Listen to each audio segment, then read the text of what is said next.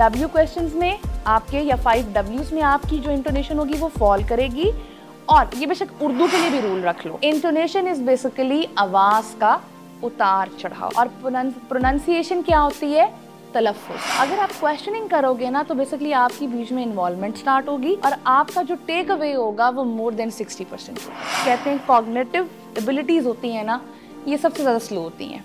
अपनी स्लाइड्स को over crowded मत करो। चलिए जी स्टार्ट करते हैं इफेक्टिव प्रेजेंटेशन स्किल्स के ऊपर।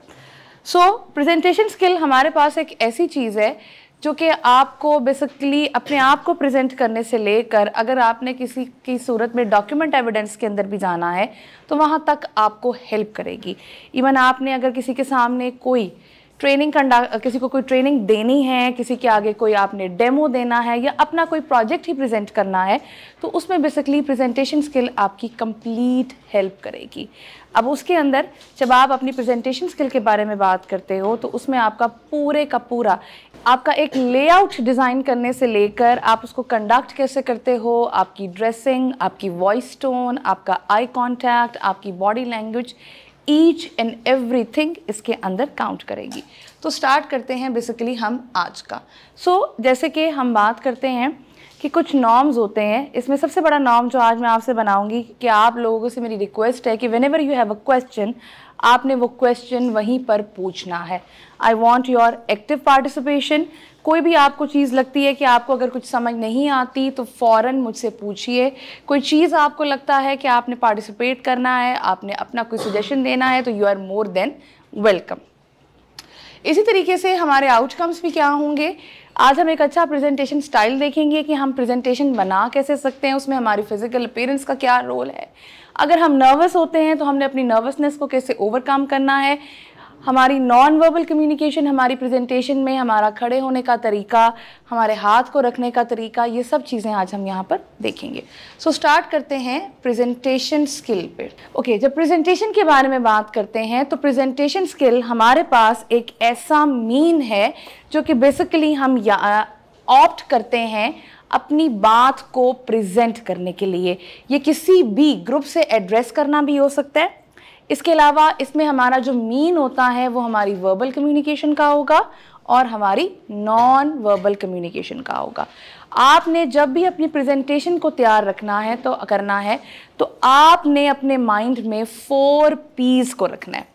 जैसे कि हम कहते हैं ना कि कुछ रूल्स होते हैं, कम्युनिकेशन के रूल्स हमारे पास 4 C's होते हैं, उसी तरीके से प्रेजेंटेशन के रूल हमारे पास 4 P's होते हैं।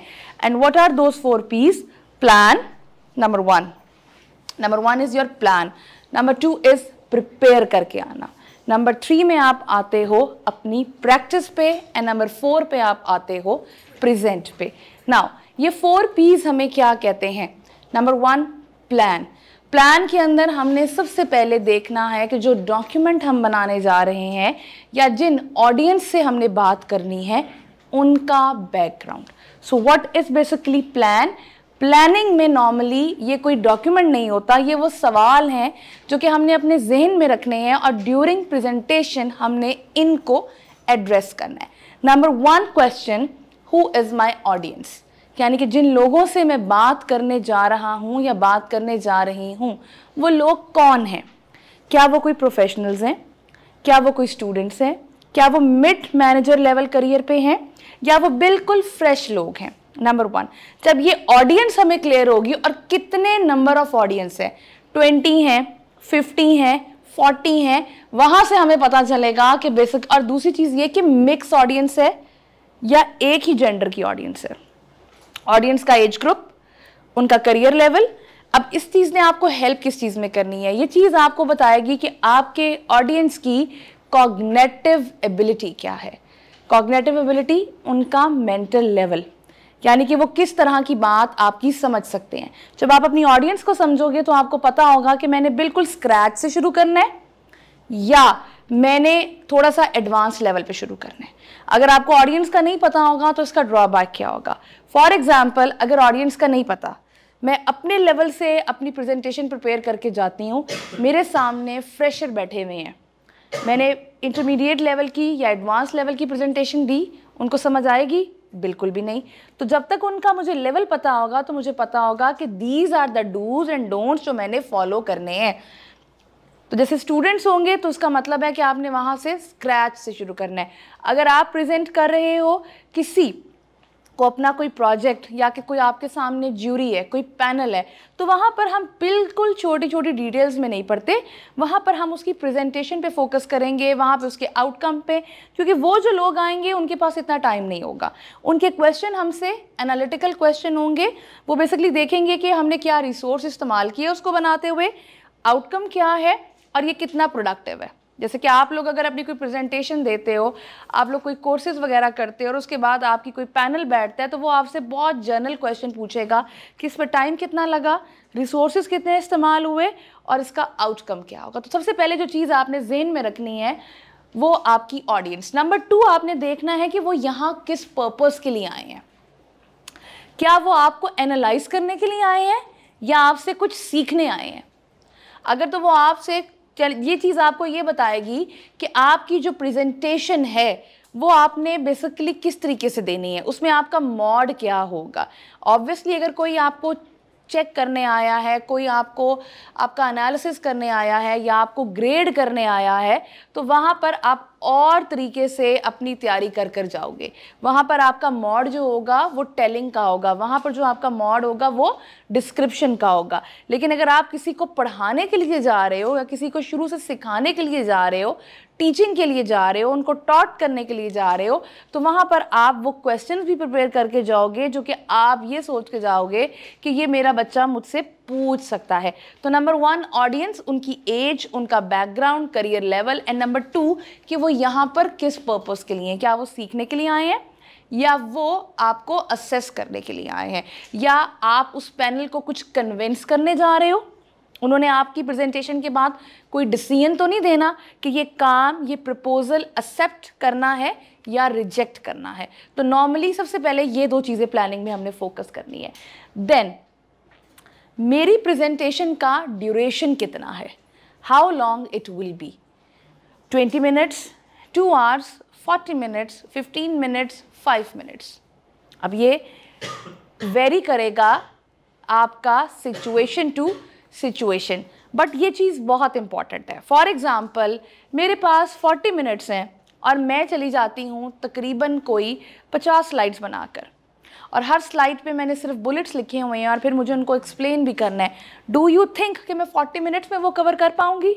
नो। सो और अगर मेरे पास 2.5 घंटे हैं और मैं जो हूँ वो 3 स्लाइड्स लेकर चली जाती हूँ और कुछ एक्सप्लेनेशन भी नहीं है, और मैं 30 मिनट्स बाद या 35 मिनट्स के बाद फ्री हो जाती हूँ, ना मैंने कोई एक्टिविटी प्लान की हुई है, ना ही मैंने इसके अंदर कुछ क्वेश्चन रखा हुआ या जो भी एक्टिविटीज़ हैं, डू यू थिंक कि वो भी सफिशेंट है? नो। तो सबसे पहले जब ये चीज़ें आपको पता होंगी audience and why they are here, अगला हमारे पास जो मेन टास्क करने वाला होता है वो ये होता है कि हमारे पास टाइम कितना है। आपने उस टाइम को सफिशेंटली और एफिशिएंटली यूटिलाइज करना है। 2 घंटे हैं, 4 घंटे हैं, तो एक्चुअल प्रेजेंटेशन के अंदर जो चीज़ प्लानिंग में हमने देखनी है वो टाइम भी बड़ा इंपॉर्टेंट फैक्टर है।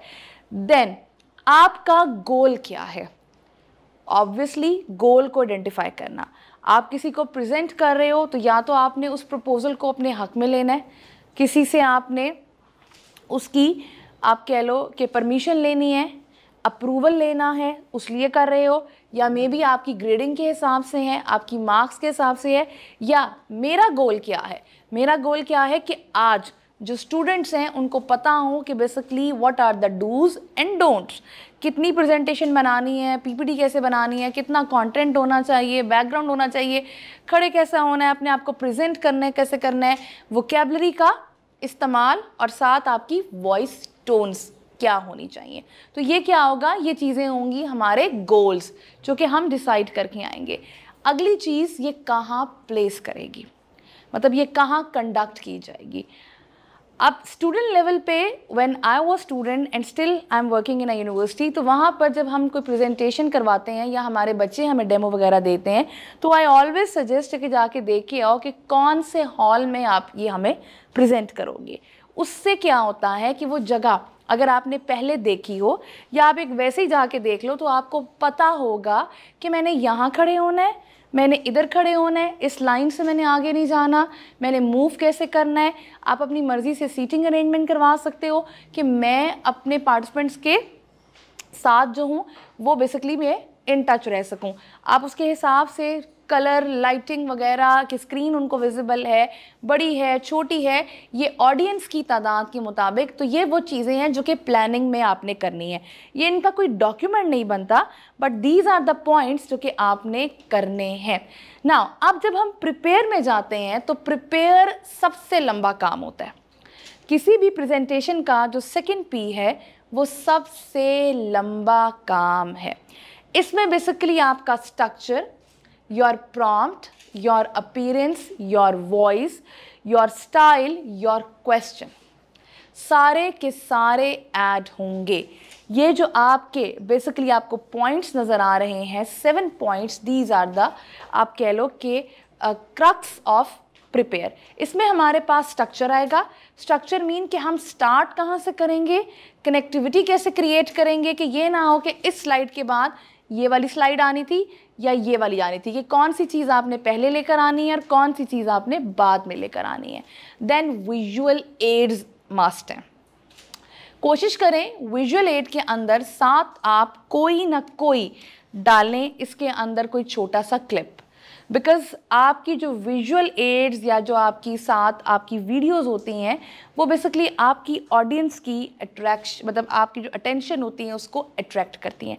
लेकिन अगेन इट डिपेंड्स अपॉन कि आप किस लेवल की ऑडियंस को टारगेट कर रहे हो।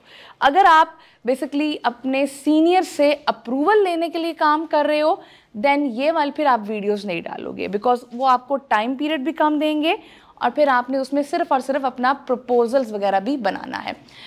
देन वॉइस को हमेशा आपने इसकी इंटोनेशन को, इसकी पिच को वेरी करते रहना है। इसकी इंटोनेशन को, इसकी पिच को आपने वेरी करवाते रहना है। कभी भी आपने इसको एक टोन में नहीं रखना। एक टोन से क्या होगा, आप कभी लाउड करोगे, कभी इसको स्लो करोगे, तो उससे फ़ायदा ये होगा कि आपकी ऑडियंस जो होगी वो इन्वॉल्व रहेगी। Now I have a question here, intonation, किसी को पता है इंटोनेशन क्या होती है? अगर नहीं है तो पूछे ना, क्या होती है इंटोनेशन? क्या होगी इंटोनेशन? कोई मसला नहीं है, गलत भी बताएंगे तो ही ठीक करेंगे। नाउ इंटोनेशन क्या होती है? नहीं आइडिया? इंटोनेशन होती है बेसिकली हमारी आवाज़ का उतार और चढ़ाव। अच्छा, अब उतार और चढ़ाव के लिए यहाँ पे एक रूल याद रखिएगा, और ये नॉर्मली हम क्वेश्चंस में करते हैं। इसका वो वाले क्वेश्चंस जो कि क्वेश्चंस भी एक तो डब्ल्यू क्वेश्चंस होते हैं हमारे पास, और कुछ क्वेश्चंस हमारे पास होते हैं जिनका आंसर येस और नो में होता है। नाउ डब्ल्यू क्वेश्चंस कौन से होते हैं? 5 W's वाले, जिसमें क्वेश्चन व्हाट से शुरू हो रहा हो, what is your name, where are you going, who is he, यानी कि what, where, why, who, when और हाउ वाले क्वेश्चंस। इनमें हमेशा हमारी इंटोनेशन डिक्रीज करती है। जब ये सवाल आपने पूछने हैं तो आपकी आवाज़ का चढ़ाव नहीं होगा, आपकी आवाज़ डिक्रीजिंग में जानी चाहिए। जैसे कि where are you going, who is he, who is your teacher, what is your name. लेकिन वो वाले क्वेश्चंस जिनका आंसर या तो येस या तो नो में हो, ठीक है, जिनका आंसर येस और नो में हो, उनको करते वक्त हमेशा आपने अपनी आवाज़ की इंटोनेशन को राइज में लेके जाना है। डब्ल्यू क्वेश्चंस में आपके या 5 W's में आपकी जो इंटोनेशन होगी वो फॉल करेगी। और ये बेशक उर्दू के लिए भी रूल रख लो, ये क्योंकि दो लैंग्वेजेस जो होती हैं ना, चाहे उर्दू हो, इंग्लिश हो, फ्रेंच हो, उनमें इंटोनेशन और प्रोनाउंसिएशन के रूल्स सेम होते हैं। अब अगर आपके पास आपकी ऐसे क्वेश्चंस हैं कि are you willing to go, अब आप देखो कि मैंने आपसे क्वेश्चन में डिफरेंस किया है। What is your name? Sajawal. Are you willing to go? Yes अब आप देखो येस और नो, अब आपको दोनों में डिफरेंस नज़र आया कि वो वाले क्वेश्चंस जिसके सिंपल आपका डब्ल्यू हाउ होगा या आपका व्हेन वेयर वाले होंगे, वो बिल्कुल आपने स्ट्रेट जो भी आपकी मोनोटोन है आपने उसमें पूछने, यानी कि वो फॉल में जा रहे हैं। और वो वाले क्वेश्चंस जिसमें आपके आंसर येस और नो में होंगे, ये प्रेजेंट करते हुए आपने राइज में लेके जाने हैं। तो इंटोनेशन इज बेसिकली आवाज़ का उतार चढ़ाव, और प्रोनाउंसिएशन क्या होती है? तलफ़ुज़। अगर आपको लगता है कि किसी चीज़ का तलफ़ुज़ आपको नहीं आता, नथिंग टू वरी अबाउट। आसान चीज़ उसकी क्या है? प्रेजेंटेशन बनाते वक्त हम गूगल से हेल्प लेते हैं, हम डिफरेंट चीज़ों से हेल्प लेते हैं, लेनी चाहिए, आई ऑलवेज़ अप्रिशिएट। लेकिन अगर आपको लगता है कि आपको किसी चीज़ का प्रोनाउंसिएशन या वर्ड को प्रोनाउंस करना नहीं आता, तो नथिंग टू वरी अबाउट, उस वर्ड को पकड़ें। हम सब के पास स्मार्टफोन्स हैं, आप गूगल पे जाकर उसको लिखिए और आके उसके लाके लिख दीजिए प्रोनाउंसिएशन। आप जैसे ये लिखेंगे ना, वेरी फर्स्ट प्रॉम्प्ट में साथ ही स्पीकर के साथ वो वर्ड आ जाएगा प्रोनाउंस करना, उसको बोलिए। और कोशिश करें कि जब आप प्रिपेयर करते हैं अपनी प्रेजेंटेशन, तो उसमें जो भी वोकैबुलरी आप डाल रहे हैं, आई ऑलवेज़ प्रेफर कि हम उसमें हैवी वोकैबुलरी डाला करें। लेकिन बीइंग अ पार्टिसिपेंट या बीइंग अ ट्रेनर या बीइंग अ प्रेजेंटेटर, मैं हमेशा अपने स्टूडेंट्स को भी यही कहती हूँ और अपने स्टाफ को भी ये कहती हूँ कि कोशिश करो कि जो आपने वोकैबुलरी डाली है उसको एक दफ़ा डिक्शनरी में चेक कर लो। इसको गूगल से चेक मत करो, इसको किसी ऑथेंटिक डिक्शनरी से चेक करो, चाहे गूगल पे या आपको अब ऑथेंटिक डिक्शनरीज कौन सी हैं, लॉन्गमैन की, कैम्ब्रिज की और ऑक्सफोर्ड की। बिकॉज गूगल पे सम टाइम हमारे सिंगापुर इंडियन वर्जन्स बहुत ज़्यादा मिल जाते हैं कि वो फिर आपको बजाय इसके कि लोग आपको अप्रिशिएट करें, हम एम्बैरस भी हो सकते हैं। तो उसके लिए मैं आपको हमेशा यही कहूँगी कि आप गूगल से अगर चेक करें तो लॉन्गमैन, कैम्ब्रिज या ऑक्सफोर्ड की डिक्शनरी पर देखें। और जब प्रोनाउंसिएशन भी चेक करें तो बस ये ज़रूर देख लीजिएगा कि ये ब्रिटिश एक्सेंट में देख रहे हैं या अमेरिकन में। और इसको देखने बताने का मकसद ये है कि अब आप अगर कॉथम में पढ़ते हैं तो अब कॉथम के करिकुलम में ब्रिटिश इंग्लिश इस्तेमाल हो रही है या अमेरिकन इंग्लिश इस्तेमाल हो रही है, उसको देखते हुए अब आपने प्रोनाउंसिएशन वो देखनी है। ये कुछ छोटी छोटी टिप्स हैं जो कि हमें बोलने में तो ठीक ही लग रहा होता है, जैसे कि zebra and zebra, both pronunciations are correct. Zebra भी ठीक है, ज़ीब्रा भी ठीक है, but zebra is basically the British pronunciation and the zebra is American pronunciation. अब this is you know better कि आपकी ऑर्गेनाइजेशन ब्रिटिश करिकुलम को फोकस कर रही है या अमेरिकन को लैंग्वेज में। नॉर्मली पाकिस्तान में ज़्यादातर 98% ब्रिटिश करिकुलम इस्तेमाल होता है, तो बस चेक कर लीजिएगा। इसी तरीके से प्रेजेंटेशन में जब आप स्पेलिंग्स पे भी जाएं तो स्पेलिंग भी एक रखिएगा, कलर के या फेवरेट के OUR रखिएगा या OR रखिएगा। डिफरेंट मल्टीपल होंगे, वो दो बेसिकली आपके उसको रिप्रेजेंट करवाएंगे। इसी तरीके से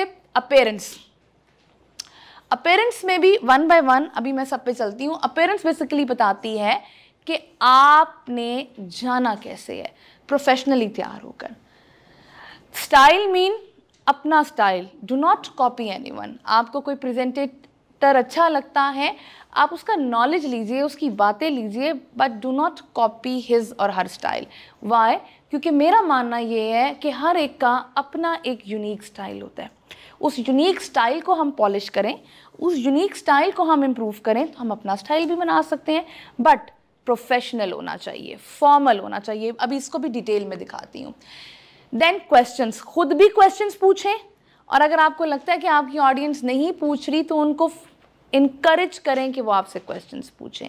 ये बहुत ज़रूरी चीज़ है, बिकॉज क्वेश्चन जितने ज़्यादा होंगे ना, उतना ज़्यादा आपकी ऑडियंस की कह लें कि जाने के बाद यहाँ वो चीज़ बैठ जाएगी।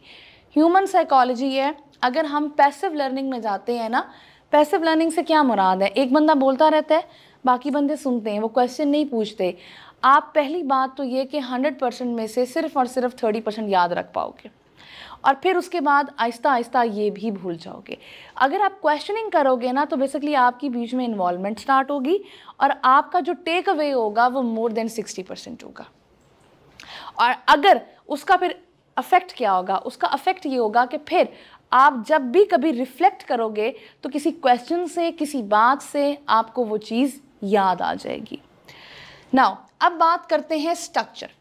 जब भी प्रेजेंटेशन देनी है, ऐसे नहीं करना कि जाते साथ ही बस इधर से पकड़ लिया, ये हो गया, नर्वस हो गए। नो, हम नर्वस, मेरा मानना है, सिर्फ और सिर्फ तब होते हैं जब हम प्रिपेयर होकर नहीं आए होते। एम आई राइट और रॉन्ग? राइट। अब वो प्रिपेयर होकर आना बहुत सारी चीज़ों में है। नंबर 1, हमें ऑडियंस का पता नहीं होता। नंबर 2, हमने अपना लेक्चर या जो भी मॉड्यूल होता है वो तैयार नहीं किया होता, या समटाइम्स हम टाइम को मद्देनज़र नहीं रखते। सो बेसिकली आप जब भी कभी कोई प्रेजेंटेशन दें, जब भी कभी कोई काम करें, तो एक दफ़ा उसको गो थ्रू ज़रूर करें। आपने बनाई है, सब कुछ बनाई है। अच्छा मुझे बताएं, कितने लोग रात को जाग कर काम करते हैं? खड़ा करें ना हाथ ऊंचे से, कितने लोग रात को जाकर काम करते हैं? Very good. सुबह जल्दी उठकर क्यों नहीं करते? कॉलेज कितने बजे जाना होता है? 7 बजे। Very good. और रात को कब तक जागते हैं? 3-4 बजे तक। अब मैं यहाँ पर आपको एक लॉ ऑफ नेचर बताऊं जिससे आपकी प्रोडक्टिविटी और प्रेजेंटेशन बेहतर होगी।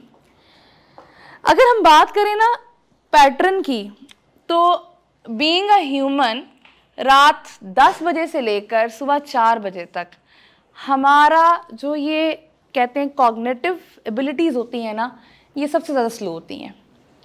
और सुबह 4 बजे से लेकर सुबह 10 बजे तक हमारी ये कॉग्निटिव एबिलिटी सबसे ज़्यादा तेज़ होती हैं। मेरा प्रैक्टिकल एक्सपीरियंस है, मैंने करके देखा है।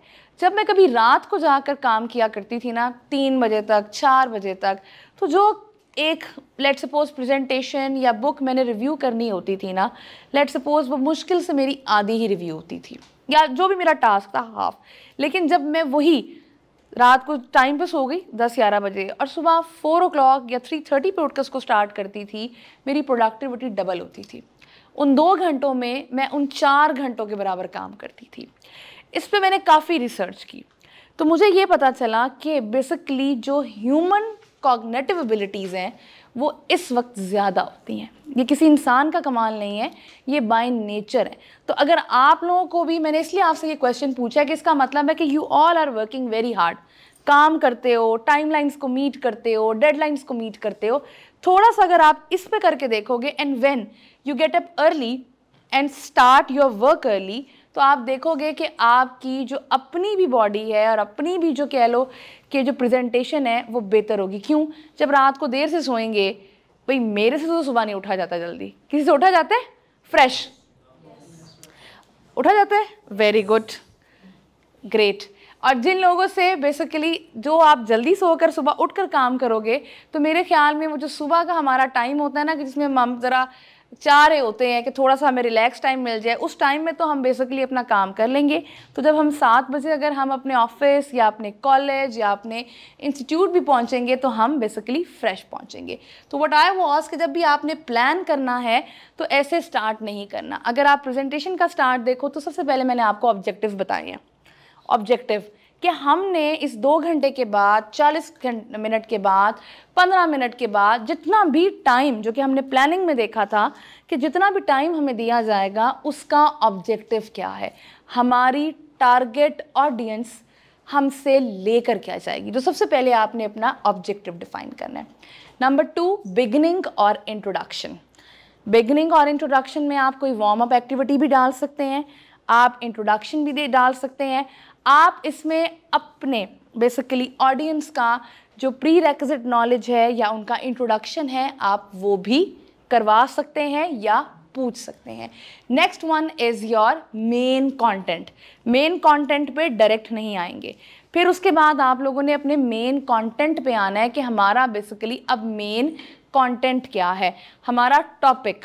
आपने अप्रूवल लेना है, आपने डिस्कशन का टॉपिक है, जो भी टॉपिक है, अब आप उस टॉपिक पे आओगे।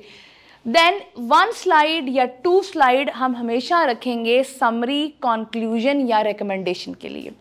अब ये ज़रूरी नहीं है कि तीनों एक ही में हो, किसी में कंक्लूजन भी हो सकता है, किसी में रिकमेंडेशन भी हो सकता है, किसी में अप्रूवल डिसअप्रूवल भी हो सकता है, और किसी में आपकी समरी भी हो सकती है।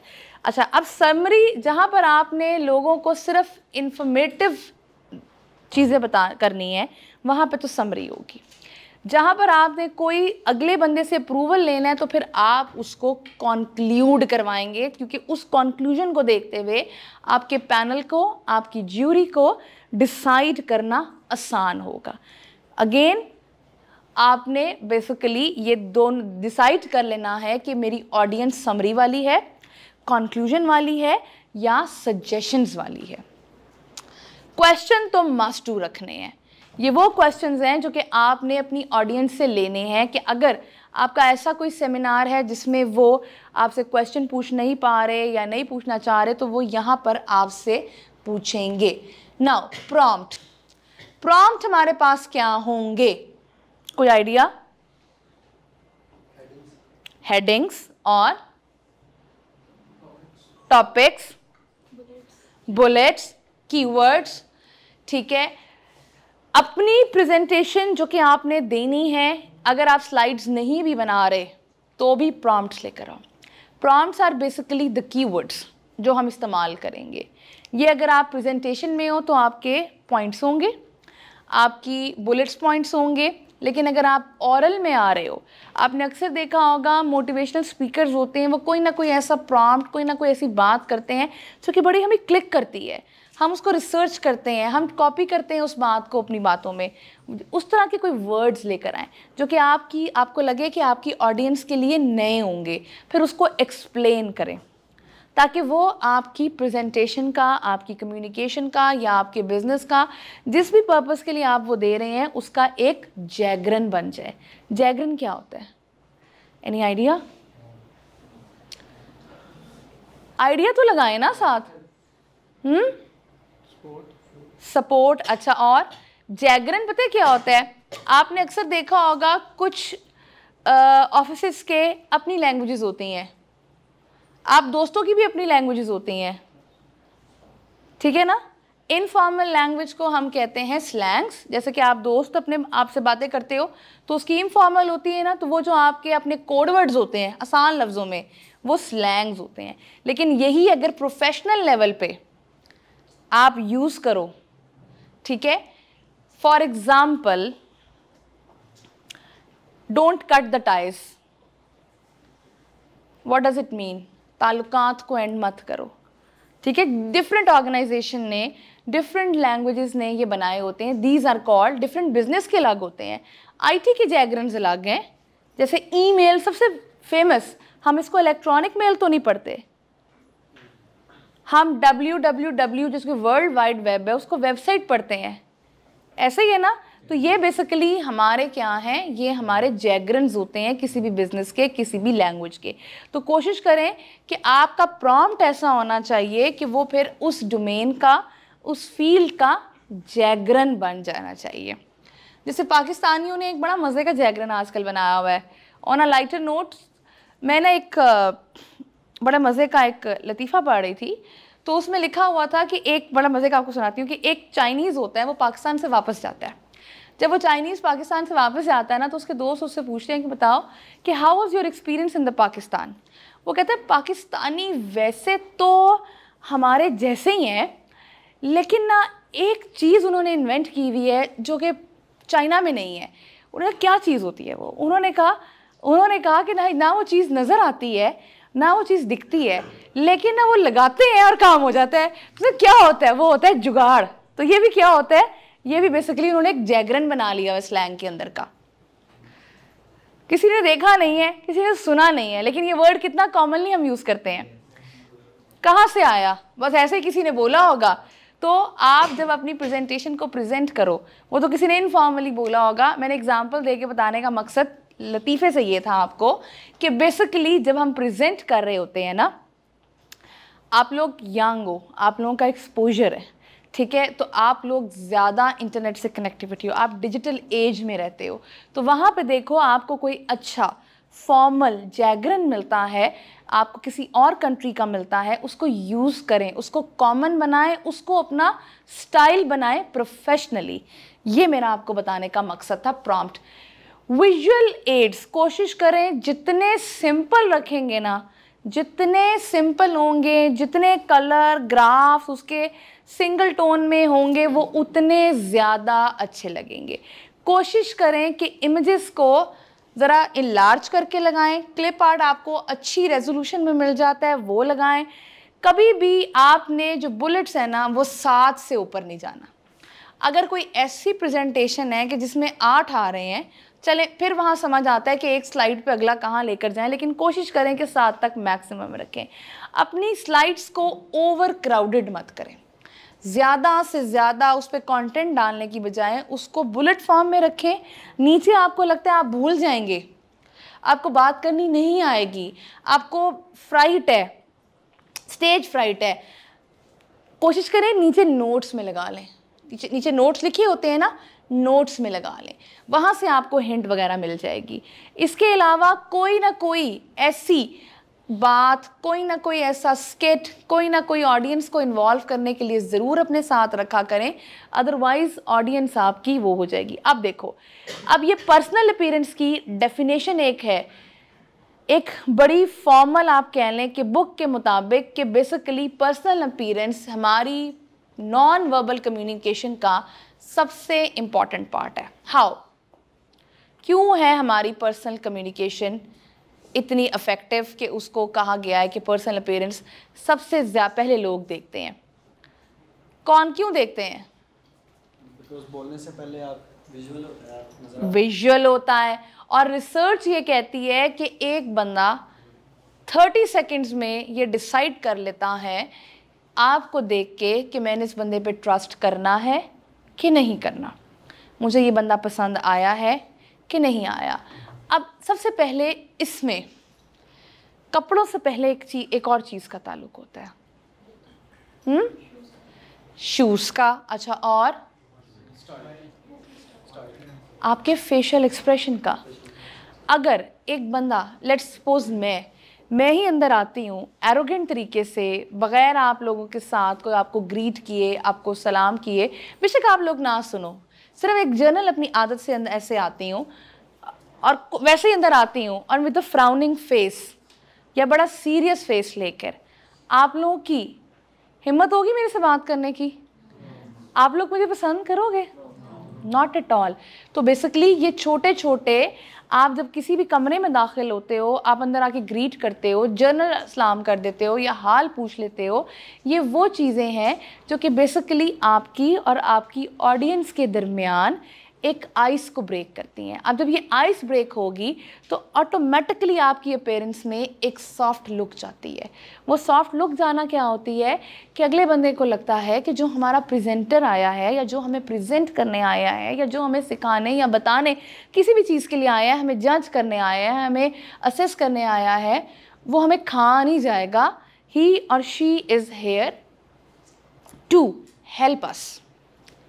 ये मैसेज होता है कि जो कि सबसे पहले हमारी बॉडी लैंग्वेज से जाता है। ये बॉडी लैंग्वेज, ये फेशियल एक्सप्रेशन अगले बंदे को ये डिसाइड करने में विद इन 30 सेकेंड ये मदद करती है कि मैं इस बंदे के साथ चल भी सकता हूँ या नहीं। अच्छा, बहुत सारे हमारी ज़िंदगी में ऐसे लोग होते हैं जिनको देख के हम कहते हैं कि भाई इससे मेरी नहीं बनती, बन ही नहीं सकती इससे मेरी। क्यों? हमारा उसके साथ कोई पर्सनल तजर्बा इतना ज़्यादा नहीं होता। एक पर्सनैलिटी क्लैश क्यों डेवलप हो जाता है?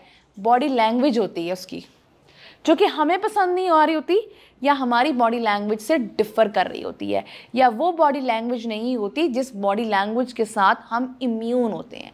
नॉर्मली बीइंग एन ह्यूमन, हम सारे इम्यून होते हैं सॉफ्ट बॉडी लैंग्वेज के साथ। क्लियर हो गई ये चीज़? Soft body language. वो सॉफ्ट बॉडी लैंग्वेज क्या होती है? अभी मैं 1 बाय 1 चलती हूँ। जैसे कि आप सब अभी बैठे हुए हो ना, जैसे बैठे होगे ना वैसे बैठते रहना। अभी आप सबको पता चलेगा कि आप लोगों की बॉडी लैंग्वेज क्या मैसेज दे रही है। कोई फर्क नहीं पड़ता। We are not here to जज, we are here to learn. तो बेसिकली फॉर्मल इंट्रोडक्शन से पहले जो चीज़ सबसे मैटर पहले आपकी करती है वो है आपकी अपीयरेंस। अपीयरेंस बेसिकली में अब जब बॉडी लैंग्वेज आ गई तो अगली चीज़ है योर चॉइस ऑफ कलर। आप किस कलर के कपड़े पहनते हो? Loud colours, dark colours basically पहनने चाहिए, लेकिन अगर आप डार्क कलर्स की तरफ जा रहे हो तो डार्क एंड ब्राइट कलर्स मत पहनो, डार्क में भी डल कलर्स का चूज करो।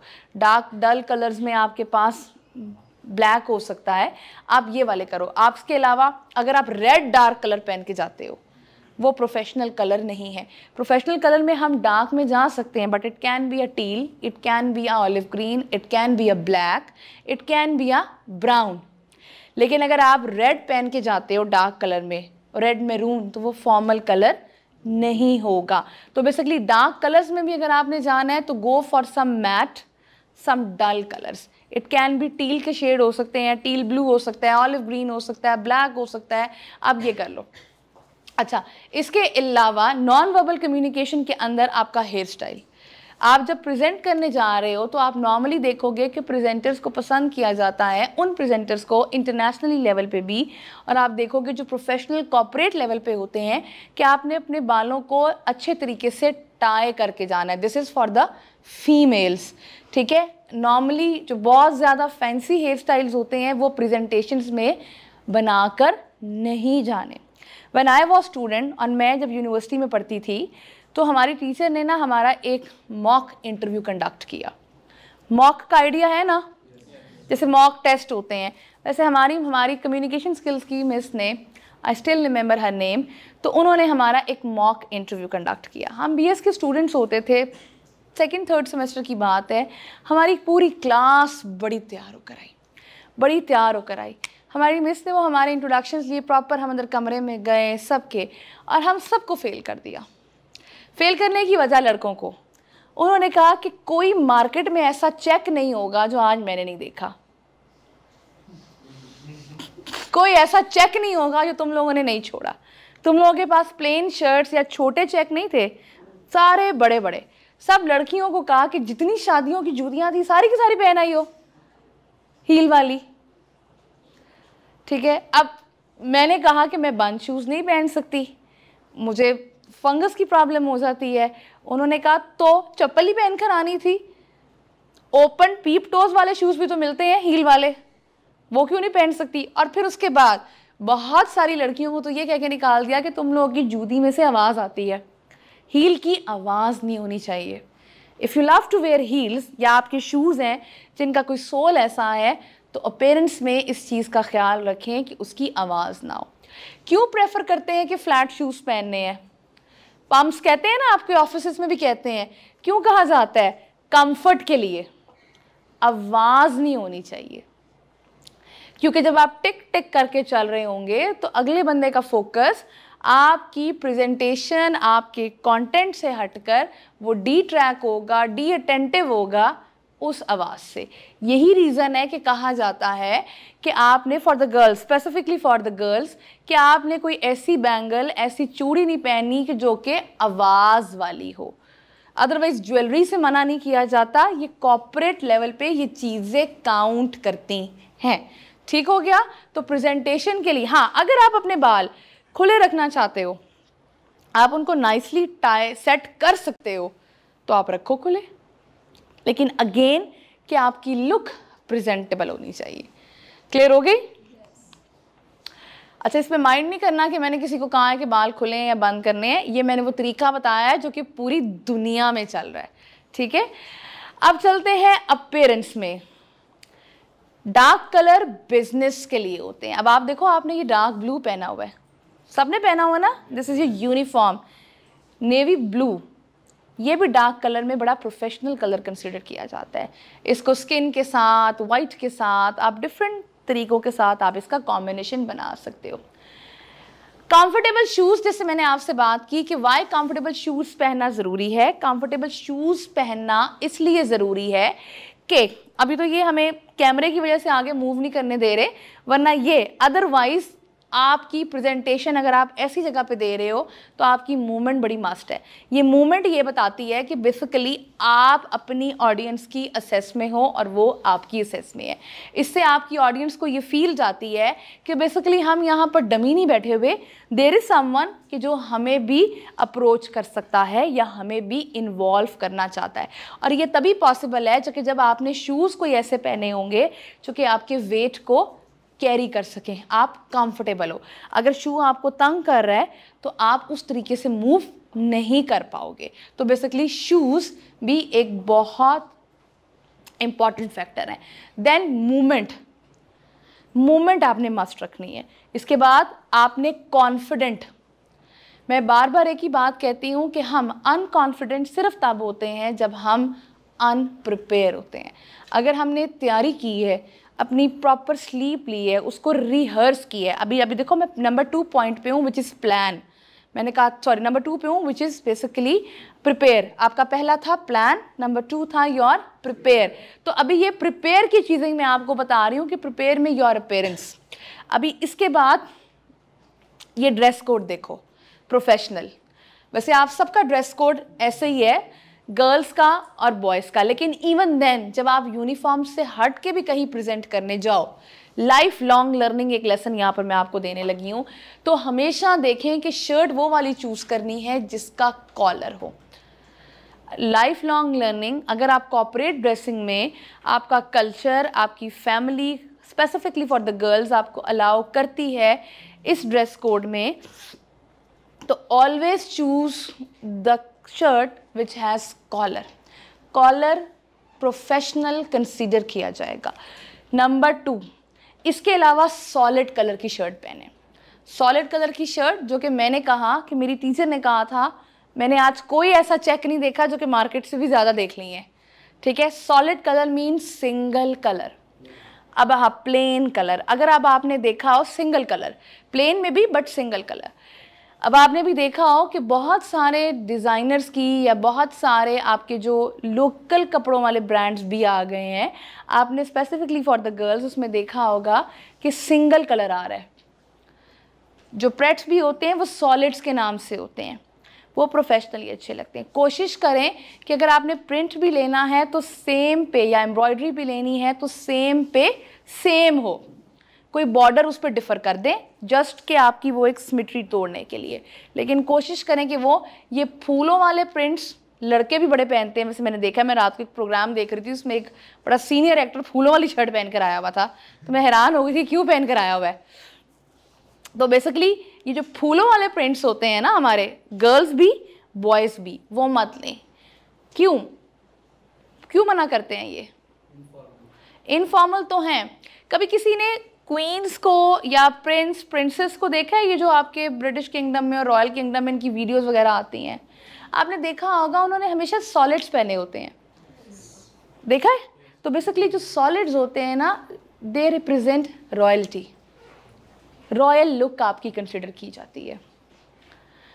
तो इसका लॉजिक ये होता है, वो एक ओवरऑल, ये इसमें ये चीज़ नहीं है कि आपने महंगा कपड़ा पहनना है, इसमें आपने ये ज़रूरी है कि you look professional, you look decent, you have to look royal. उसमें आप सीधा साधा सिंगल सॉलिड कलर भी ले सकते हैं। नंबर 2 चीज़ अगर आप ये देखें, टाई हमेशा आपकी जो कि शर्ट है उसके साथ, या जो आपका ब्लेज़र है, कोट है, ब्लेज़र है, उसके साथ आपकी बेसिकली कोऑर्डिनेट करनी चाहिए। कोऑर्डिनेट करने से मुराद क्या होती है? उसके साथ कंट्रास्ट में हो, मैच में हो, या कोई प्रिंट ऐसा हो, उसके ऊपर कोई डिज़ाइन ऐसा हो कि जो मैच करनी चाहिए। इसका जो पैटर्न आपने रखना है वो बड़ा सादा सा रखना है, कोई फंकी सा पैटर्न इसका ना हो। फॉर्मल प्रेजेंटेशन में कभी भी बेल्ट के बगैर नहीं जाना, बेल्ट इज़ अ मस्ट। और बेल्ट का क्या रूल है कि बेल्ट हमेशा आपके शूज़ के साथ मैच करनी चाहिए। अगर आप ब्लैक शूज़ पहन रहे हैं तो your belt must be black. Camel पहन रहे हैं, कैमल ब्लैक। अच्छा, इसमें एक और भी है, समटाइम्स लड़के ना अपना वॉलेट भी रखते हैं, पॉकेट में नहीं रखते, टेबल पे लाकर अलॉन्ग विद द बाइक या कार कीज़ रखते हैं, वो भी ये मैच करना चाहिए। अगर मैच नहीं कर रहा, अब हम इतने वॉलेट्स तो नहीं खरीद सकते हैं ना, तो उसको गाड़ी में ही रखाएं या उसको अंदर कहीं पॉकेट में अंदर कहीं रख लें। अदरवाइज जब आप उसको टेबल पे रखते हो ना, तो इंटरनेशनली अपीयरेंस कहती है कि वो भी आपकी टाई, आपकी बेल्ट, आपके शूज़ के साथ कोऑर्डिनेट करना चाहिए। तो जब ये आपको लगता है ना कि हम इंटरव्यूज़ के लिए जा रहे हैं, वहाँ ये चीज़ें मैटर करती हैं। वहाँ HR वाले बैठे होते हैं, HR वालों को कुछ नहीं पता कि हमारा सब्जेक्ट क्या है, HR वाले को कुछ नहीं पता होता, लेकिन वो पैनल में ज़रूर बैठे होते हैं। वो सिर्फ सैलरी के लिए नहीं बैठे होते, वो बेसिकली क्योंकि HR के अंदर ये अपीयरेंस, ये मैनेजमेंट, इन ये सब्जेक्ट्स होते हैं जो वो पढ़ रहे होते हैं। ये उसके अंदर आपने बेसिकली वो ये छोटी छोटी चीज़ें होती हैं जो कि वो नोट कर रहे होते हैं। आप प्रेजेंटेशन में भी, अब आपका मुझे आइडिया नहीं है, लेकिन जब प्रेजेंटेशन में भी हम काम कर रहे होते हैं तो एक बंदा, उन्होंने आपके जो आपका फाइनल बनाया होता है ना, उसमें अपीयरेंस के भी 2 या 3 मार्क्स रखे होते हैं, डिपेंडिंग अपॉन आपका कंटेंट, आपकी डिलीवरेंस, आपकी क्वेश्चनिंग, आपके स्पीच, ये सारी चीज़ों में अपीयरेंस के भी जो भी टोटल आपका होता है उसके हिसाब से आपके 5% मार्क्स जो होते हैं वो आपकी अपीयरेंस के होते हैं। अगर आपका 100 नंबर का पेपर है तो उसका मतलब है 5 नंबर, अगर 10 नंबर का है तो उसके हिसाब से देख लें आपका 0.5 उन्होंने रखा होगा। 5% हमेशा आपकी अपीयरेंस का होता है, तो उसमें ये चीज़ आपने मस्ट याद रखनी है। देन उसके बाद जब भी आपने अपने ट्राउज़र के या आप कह लो कि पैंट के ऊपर आना है, तो उसके लिए आपने brown, beige, olive, skin, black, इस तरह के शेड्स लेने हैं। कोशिश करें, में से मैंने एक बॉय को देखा था बड़े प्रोफेशनल लेवल पे, उसने बेबी पिंक कलर की शर्ट पहनी हुई थी, ऑनेस्टली स्पीकिंग लाइम सी मैंने देखा, मुझे मतलब, और बड़ी अच्छे लेवल पे और बड़ा प्रोफेशनल बंदा, उसने कहा जी कि प्रोफेशनल कलर है। मैं सोचती रह गई, मैंने कहा मैंने ज़िंदगी में कभी किसी को नहीं देखा, ना पढ़ा ना सुना, शायद कोई नया फैशन आ गया हो, कोई चीज़ हो गई। तो कोशिश करें कि हाँ, कंट्रास्ट में भी आप लोग जा सकते हैं। ज़रूरी नहीं कि नीली पैंट पहनी है तो नीली ही शर्ट पहने, आप ब्लू के साथ स्किन का, आप ब्लू के साथ बेज का, आप कोई भी कंट्रास्ट, अब ब्लू के साथ ऑलिव ग्रीन तो नहीं अच्छा लगेगा, mean 1 darker shade and 1 lighter shade मिलता जुलता हम उसका कंट्रास्ट भी कर सकते हैं। लेकिन ये कंट्रास्ट आप तभी करेंगे क्योंकि हम अभी बात कर रहे हैं प्रिपेयर में। ये ऐसे नहीं होगा कि सुबह उठकर आपने देखा आहा ये पहन लेता हूँ, ये पहन लेता हूँ, ऐसे नहीं करना, ठीक है। इसके लिए जब प्रेजेंटेशन देनी है, तैयारी करके कपड़े कौन कौन निकालता है कि मैं ये पहनूंगी इस प्रेजेंटेशन के लिए, वेरी गुड, वेरी गुड, ये करना लाजमी है। कभी भी जब आपकी ऐसी प्रेजेंटेशंस होती हैं ना, या आपने प्रेजेंट करना है या आपने क्लास कंडक्ट करनी है, आपने डेमो देना है, इसमें कभी भी रन टाइम पे डिसाइड मत करें। हम पाकिस्तान में रहते हैं, अब तो बहुत लोगों ने सोलर लगवा ली है, लेकिन फिर हमारा मसला एक ही है, लाइट जाती है और पता नहीं होता कब आनी है।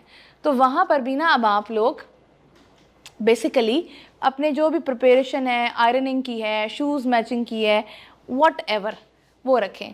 और सबसे बड़ा मसला हमारा क्या है, मेरे साथ तो अक्सर होता है, पता नहीं आपके साथ होता है कि नहीं, क्योंकि मैं ना इकट्ठे ही कोई चीज़ पसंद आती है ना तो इकट्ठे ही शूज़ खरीद लेती हूँ। अब वो बेचारे पड़े रहते हैं, उनकी बारी नहीं आती, जब अक्सर पहनती हूँ तो बेचारे खुल जाते हैं। मेरे साथ तो ये अक्सर प्रॉब्लम होती है।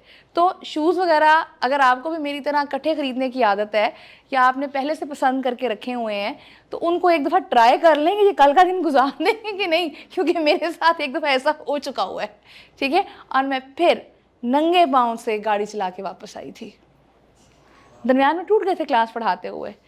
अब उस वक्त मैंने क्या किया, तो मैंने ऐसे उतार के साइड पर रख दिया, मेरे स्टूडेंट्स ही थे, मैंने कोई बात नहीं, ठीक है। और फिर मैं नंगे पाँव से गाड़ी चला के आई थी। तो एक्स्ट्रा या तो शूज़ गाड़ी में या आपकी जो भी आपके पास है उसमें रख लिया करें। अगर आप नहीं रख सकते, ऐसी कोई चीज़ आपके पास नहीं है, तो चेक कर लिया करें, इसलिए कि होते नहीं हैं, हमारी वेदर कंडीशंस, ह्यूमिडिटी की वजह से वो पड़े पड़े खुल जाते हैं। बस ये चीज़ें कुछ चेक कर लिया करें। और उसके बाद कोशिश करें कि आप बूट्स पहन लें, स्ट्रैप बूट्स पहन लें, मॉन्क बूट, ऑक्सफोर्ड्स, फॉर्मल या लोफर, डिपेंडिंग अपॉन आप किस तरीके से हो उस तरीके से चलो। अभी जैसे कि आप लोगों ने मकेशंस भी पहनी हुई हैं, ऑक्सफोर्ड भी पहने हुए हैं, लोफर मुझे किसी के नहीं, लोफर्स भी पहने हुए हैं, मिक्स आपने पहने हुए हैं, ठीक है। कोशिश करें कि आप अब ये रख लें कि मैंने मकेशंस किस में रखनी है, ऑक्सफोर्ड किसके लिए रखने हैं। वैसे ये सारे प्रोफेशनल हैं, ऑक्सफोर्ड भी, आपके मकेशंस भी, आपके लोफर्स भी, ये सारे के सारे आपके प्रोफेशनल और फॉर्मल में आते हैं। बस डिसाइड कर लें कि किस तरीके के साथ आपने कौन से पहनने हैं। नॉर्मली जब हम पैंट और कोट पहनते हैं ना, तो उसके साथ ऑक्सफोर्ड्स पहनते हैं, वो जो लेसेस वाले, हाँ जी, डर्बिस भी पहन सकते हैं, ये 2 पहनते हैं, ठीक है, लेकिन लोफर्स नहीं पहनने इसके साथ, ठीक हो गया। नाउ अब ये दोनों पिक्चर्स में प्रोफेशनल और अनप्रोफेशनल क्लियर हो रहा है? अब ये ड्रेसिंग प्योरली आपकी कॉर्पोरेट ड्रेसिंग को रिप्रेजेंट करवा रही है और वो बिल्कुल इनफॉर्मल, ठीक है? तो हम इसको फॉर्मल और इनफॉर्मल भी कह सकते हैं। स्टाइल, मैंने बार बार कहा अपना स्टाइल रखें, डू नॉट कॉपी एनीवन, किसी के जैसा नहीं बनना। वो कहानी पढ़ते थे ना बचपन में, वो जो कौवा होता है वो बेसिकली डक बनने की कोशिश या मोर बनने की कोशिश करता है और बेसिकली खुद वो कौवा भी नहीं रहता, हाँ डव बनने की कोशिश करता है। एग्जैक्टली वो पेंट वगैरह जो कर लेता है और वो क्या होता है फिर वो भी नहीं रहता। तो बेसिकली आप सबका अपना एक स्टाइल है। Try to identify your style, do not copy anyone, ठीक है? अब आप सब लोग यूनिक हो। थोड़ा सा देखो, जब हम आप जितने थे तब हमें भी लगता था कि हम कुछ नहीं कर सकते, but with the passage of time आप अपने आप को फोकस करो। यहाँ पर एक टिप मैं आपको दूंगी, आप लोग मुझे बताओ कि आप में से कितने लोगों को अपनी स्ट्रेंथ पता है कि ये मेरी स्ट्रेंथ है? Raise your hand. क्या स्ट्रेंथ है आप लोगों की? करें ना? Hard working. Your strength sir? Hard working. कोई भी नहीं? ऐसे हो ही नहीं सकता, ज़रूर होगी, आपने सोचा ही नहीं होगा। आप बताएं क्यों नहीं किया? आपकी responsible, very good. Multitasking, patience, patient नहीं कहना, पेशेंस, ठीक है? पेशेंट उसके एडवर्ब में आ जाएगा, लेकिन यहाँ पर कुछ और समझा जाएगा। आपकी क्या? Time management. आपकी नो आइडिया? और कौन बताएगा वहां से? Problem solver, very good. Confident, patience, your? अच्छा देखो, यहाँ पर मेरा बताने का मकसद क्या था आप लोगों को? मेरा आपसे ये क्वेश्चन पूछने का मकसद ये था कि मैं ये मानती हूँ कि अल्लाह ताला ने किसी को भी बेकार नहीं बनाया, हम सब में खूबी है। Now this is the right time. अब आप लोग यहाँ पे हो, आप लोग कौन से सेमेस्टर के हो? फर्स्ट सेमेस्टर के हो। अब आपने ये प्रोफेशन ऑप्ट कर लिया है, ठीक है ना? हॉस्पिटैलिटी का ये सारा आपका प्रोफेशन है। यहाँ पर अब आपको आपकी इस वक्त डायर नीड है कि आइडेंटिफाई करो कि what is your inner strength. उस इनर स्ट्रेंथ को आइडेंटिफाई करो। ऐसी कोई तो चीज़ होगी ना जो कि आपसे बेहतर कोई नहीं कर सकता। है ऐसी कोई चीज़ जो कि आपको लगता है कि आपके घर वाले भी कहते होंगे कि ये काम सबसे अच्छा ये करता है? वहाँ से अपना उस स्किल को आइडेंटिफाई करें, उस एक स्किल को पकड़ें, make that skill your style, उसको पॉलिश करें। आप अच्छा बोल सकते हैं, आप अच्छा लिख सकते हैं, आप अच्छा प्रेजेंट कर सकते हैं, अच्छा खाना पका सकते हैं, अच्छी बात कर सकते हैं, आप में रख रखाव है, कोई तो ऐसी चीज़ होगी, बर्दाश्त है, तहम्मुल है, उसको बेसिकली पकड़ें। यहीं से अपनी कम्युनिकेशन पे काम करें। अच्छे अच्छे कुछ ईडियम्स उसको अपनी लैंग्वेज में इस्तेमाल करें और कोशिश करें कि बेसिकली उसको अपनी नॉर्मल लैंग्वेज में लेकर आएँ। आई स्टिल रिमेंबर हमारी स्कूल की ना एक मिस होती थी, वो जब हमें वर्ड्स मीनिंग याद करवाती थी ना, तो उसके बाद नॉर्मली लोग कहते हैं ना जुमले लिखो, जुमले कल घर से बना कर लाना। हमें वो जुमले बनाने को नहीं देती थी। वो पता क्या कहती थी? कल इनके जुमले सोच कर आना, अब हम अपनी क्लास में उनका इस्तेमाल किया करेंगे। तो बेसिकली इसी तरीके से आप इंटरनेट के ऊपर कोई वर्ड सुनते हो, कोई आपको वर्ड्स अच्छे लगते हैं, जब तक आप उनको अपनी वोकैबुलरी में यूज़ नहीं करोगे ना, डेली लैंग्वेज में, वो आप भूल जाओगे। कभी भी अंग्रेज़ी वर्ड्स की डिक्शनरी के वर्ड्स याद करने से नहीं आती। और आपके प्रोफेशन में तो वोकैबुलरी का और कम्युनिकेशन का बहुत रोल है, और ये तभी आपको आएगी जब आप लोग किसी एक वर्ड को अगर सुनते हो, उसको अपनी डेली लाइफ में इस्तेमाल करते हो। फॉर एग्ज़ाम्पल कोई वर्ड अगर आपने सुन लिया है, कोई आपने ईडियम सुन लिया है, ठीक है ना? जैसे कि फॉर एग्ज़ाम्पल मैंने ना एक परसों कुछ दिन पहले ना मैंने अपने ऑडिट डिपार्टमेंट को ना मैसेज किया कि कुछ हमारे फ़ंड्स उन्होंने मुझे देने थे, वो आए नहीं थे अभी, और मेरी टीम ने विज़िट करना था। तो मैंने उनको लिखा कि I am in a fix, so I have really short of funds, तो मुझे बताएं कि आप कब तक ट्रांसफ़र करेंगे। उसने ना मुझे I am in a fix लिख के क्वेश्चन मार्क्स लगा दिया। I am in a fix mean I am in a trouble, I am in a problem. ये छोटे छोटे ईडियम्स हैं लैंग्वेज के, जो कि हमारी बात को, वही बात होती है लेकिन हमारी कम्युनिकेशन को, और आपके प्रोफेशन में, इस प्रेजेंटेशन में ये चीज़ें मैटर करती हैं। मेरे प्रोफेशन में उतनी मैटर नहीं करती, लेकिन आपके प्रोफेशन में ये मैटर करती हैं। जैसे I am on cloud 9, what does it mean? I am very happy, I am in a fix. इस तरीके के छोटे छोटे ईडियम्स कोशिश करें कि मैं प्रॉब्लम में हूँ या आई एम वेरी सैड, ठीक है, तो ये नहीं आपने यूज़ करना। आप लिखें आई एम फीलिंग ब्लू। आप देखो आते हैं इस्तेमाल, रट्टे पूरे लगाए हुए हैं, इस्तेमाल क्यों नहीं करने? ठीक है, अब ये कोशिश करें कि इनको यूज़ करें अपनी डेली लैंग्वेज में। अब ये रट्टा कितनी देर तक याद रखोगे? फर्स्ट सेमेस्टर के एग्जाम्स आएंगे, प्रेजेंटेशंस आएंगी, सब भूल जाओगे।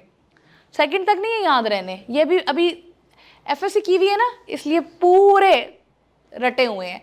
ठीक है, so be yourself and try to use these word in your daily conversation, ताकि आपकी वोकैबुलरी डेवलप हो। कुछ वर्ड हम चाहते हैं ना, हम कहते हैं पता नहीं चलता, ख़ासकर जब स्पोकन इंग्लिश की क्लास करने जाते हैं, पता नहीं चलता कब उर्दू बोलना शुरू हो गए, आदत पड़ी हुई है। तो जब यही आपको बोलने की आदत पड़ी होगी तो ऑटोमेटिकली आपकी conversation will get improve. Now gestures. Gestures क्या होते हैं? पोस्चर। अच्छा, ये जो TUR होती है ना, इसकी साउंड होती है चर, जैसे फ्यूचर, पोस्चर। TER जो होती है ना, वो टर होगी, पोस्टर। और जो इसमें आगे TURE आ जाएगा ना, it is considered as a one sound which means चर, फ्यूचर, नेचर, जेस्चर, पोस्चर। ठीक है, ये मैंने आपको रूल बता दिया है प्रोनाउंसिएशन का। तो समटाइम्स, क्योंकि मैंने आपको ये इसलिए बताया है कि मेरी भी लाइफ में मैंने ऐसे बड़े ब्लंडर मारे हुए हैं, गलत लफ्ज़ बोले हुए हैं। ठीक है, तो वहाँ पर मुझे कोई बताने वाला नहीं था। मैंने जब आपकी फोनेटिक्स को सीखा तो वहाँ जाकर मुझे प्रोनाउंसिएशन का पता चला। तो ये मैं आपको तजर्बे की बुनियाद पर बता रही हूँ। इंटरनेशनली लैंग्वेज में TURE इज़ कंसिडर्ड एज चर। अब आपने इसको बेसिकली जेस्चर्स क्या होते हैं? Gesture and postures body language का रोल पार्ट होते हैं। जी, क्या होता है? अगर मैं ऐसे खड़ी होती हूँ तो इसका क्या मतलब है? बैड जेस्चर है, जेस्चर है इमेज बिल्डिंग के लिए। इसका मतलब है कि मैं आपसे लड़ना चाहती हूँ या मैं इंतज़ार कर रही हूँ कि आप कुछ बोलें और मैं लड़ूँ। पॉकेट्स में हैंड डाल के जैसे लोग खड़े होते हैं। अब ये सब वन बाय वन मैं आपको एक्सप्लेन भी करती हूँ। तो ये जो आपने जेस्चर्स अपने रखने हैं ना, कोशिश करनी है कि आपने जब ऐसे जो नॉर्मली जेस्चर्स हमारे होते हैं, हैंड इन पॉकेट्स, ऐसे हाथ पीछे करके खड़ा होना, किसी चीज़ का सहारा, सॉरी मेरा तो नहीं, अच्छा मैं तो लाई नहीं हुई अनइंटेंशनली मैं तो लाई नहीं हुई, एकदम ख्याल है मैं तो लाई नहीं हुई। ठीक है, तो किसी चीज़ को ऐसे लीन लेकर खड़ा होना, सहारा लेकर खड़ा होना। ठीक है, प्रेजेंटेशन है, मैंने रीडिंग करनी शुरू कर दी है, मैं आपसे बात ही नहीं कर रही, मैं आपसे आई कांटेक्ट ही नहीं कर रही, मैं बोल नहीं रही, तो बेसिकली आई एम रीडिंग। इसी तरीके से अगर अगला हम देखें, क्रॉस योर आर्म्स करके खड़े होना। हर चीज़ का कोई ना कोई मकसद होता है। ये सारी की सारी अभी हम देखेंगे। अच्छा, और फिर जैसे हम फटाफट टांग सीधी की है, ऐसे क्रॉस करके लेग्स को खड़े होते हैं, इसका क्या मतलब होता है? ये वन बाय वन आगे स्लाइड्स आती हैं, मैं आपको सारे का सारा इसको डिस्क्राइब करती हूँ कि कौन सा फॉर्मल है, कौन सा हमें डिसबिलीव, कौन सा हमें गिल्ट, कौन सा ये रिप्रेजेंट करता है कि हम झूठ बोल रहे हैं, कौन सा ये करता है कि हम अनइंटरेस्टेड हैं। ये सारी की सारी चीज़ें अभी हम देखेंगे। नाउ जी, स्वैंग। स्वैंग का मतलब होता है कि जब हम लड़खड़ा कर बोलते हैं, बोलते बोलते रुकते हैं, फिर ये करके बोलना। नहीं, ये मैंने आपको इसलिए बताया है कि हमें पता चलना चाहिए कि ये वर्ड क्या होता है। अक्सर लोग कहते हैं ना कि सोच के तो आए होते हैं लेकिन प्रॉपर प्रिपेयर नहीं होते। ये सारी चीज़ें रिप्रेजेंट करवाएंगी। अब इसी तरीके से देखें, नॉन वर्बल बॉडी लैंग्वेज का बड़ा इंपॉर्टेंट पार्ट है। ठीक है, इसमें आप किस वर्ड के ऊपर कितनी स्ट्रेस देते हो, स्ट्रेस देने से भी वर्ड का मतलब बदल जाता है, ठीक है। इसी तरीके से पॉस्चर, स्लाउचिंग, ये वाला पॉस्चर, स्लाउचिंग क्या होगा, ऐसे, नॉट सर्दी, कुछ डरे डरे लोग भी ऐसे खड़े होते हैं स्लाउच होके, करते हैं ना ऐसे कि बस अभी यूं, चूहा भी देखने के अलावा ये बेसिकली गिल्ट का पॉस्चर होता है। नॉर्मली ये चूहा से के अलावा भी ये बेसिकली गिल्ट का पॉस्चर होता है। ये रिप्रेजेंट करता है कि अगर आप ऐसे खड़े भी हैं तो गिल्ट है और आप दिल से ख्वाहिश कर रहे हैं कि या अल्लाह टीचर का ध्यान मेरी तरफ हो जाए ही ना, या there is something fishy about you, ठीक है। अब पेरेंट्स में साफ सुथरा होना मस्ट है, ठीक है। मैंने क्यों कहा था कि बाल बांध के आने हैं, वो टाइडी लगते हैं। अगर तो आप वेल सेट कर सकते हो, ब्लो ड्राई वगैरह कर सकते हो तो ज़रूर खोल कर आओ। इसके अलावा हेड की मूवमेंट्स भी बताती हैं, नॉड करना, ये आपका बेसिकली बताता है कि आई एम इंटरेस्टेड, या I will check it later, या I will see it. But लेकिन जब आप हेड को इस तरह नॉड करोगे दैट्स मीन नो। तो हेड की नॉडिंग भी इम्पॉर्टेंट है। हैंड्स की मूवमेंट ये बड़ी मस्ट रखनी है आपने, बिकॉज ये पॉइंटिंग में जाएगी और इस तरीके से ऑडियंस की इन्वॉल्वमेंट होती है। आई की मूवमेंट में विंकिंग नहीं करनी, ये एग्जांपल के लिए बताया कि विंकिंग भी होती है, लेकिन eye movement, eye contact. Then facial expression, frowning face करनी नहीं आती आपको, आप बताएं ना। वेरी फनी, ऐसे करके, ऐसे करके ठीक हो गया, वेरी फनी, ठीक है, सबको आती है। फेशियल को फ्राउनिंग, कोई बात नहीं, फेशियल को फ्राउनिंग फेस से नहीं लाना। फ्राउनिंग फेस होता है माथे पे घोरी, ऐसे करके, वैसे मेरी तो आती भी नहीं है माथे से, वैसे कुछ लोगों की ऐसे ही होती है, पड़ी गई होती है। परमानेंट क्यों होती है, परमानेंट होती नहीं है। मेरी एक बहन की है, अब हो गई उसकी, वो कहती है मैं क्या करूं, मैं परमानेंट है। हम बचपन से उसको कहते थे कि तुम हर वक्त ऐसे क्यों रहती हो। ये बचपन से ना ऐसे ऐसे करने से आपकी वो बेसिकली आपका मसल होता है वो वहाँ फिक्स्ड हो जाता है, ठीक है। तो आप अभी भी बिल्कुल नहीं आती आपके फेस पे, स्माइल दिया करें, स्माइलिंग फेस रखें, फ्राउनिंग फेस ना रखें। इसी तरीके से बॉडी कांटेक्ट में हैंडशेक करवाएं। ये ऐसे हैंडशेक करते हैं, ये दिस इज द हैंडशेक, लाओ करें ज़रा, दिस इज ग्रिप होनी चाहिए, ज़रा हैंडशेक करें आपस में ऐसे। नेक्स्ट अगले से करें, वो बेचारा अकेला बैठा हुआ है। शेक हैंड में आपका जेस्चर इंपॉर्टेंट है, लाइक यू नहीं कि किसी ने हाथ किया और आपने ऐसे करके हाथ पकड़ा दिया। अब आप ज़रा करें मुझसे, ये लें जी, this is not a handshake. आपस में आप लोग भी करें ज़रा।